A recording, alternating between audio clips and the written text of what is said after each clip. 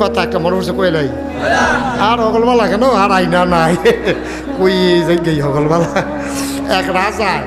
মনে ধরছে কাঁচা আম খাইতো কি আম ঘুমাই লইছিল কারে জিগাইতে আছে কি আম এবার মনে মনে আমি খাইতাম না কয় আমি ভিতর আমি ফাঁক না হইলে খাইলাম বলে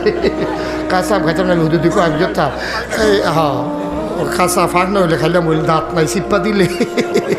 এবার আর লেগে কয় না এবার কয়তাম চাই কয় না কাঁচা আম খাইতাম ফটাম না দিলে রাজার মনে ধরছে কি আম খাইব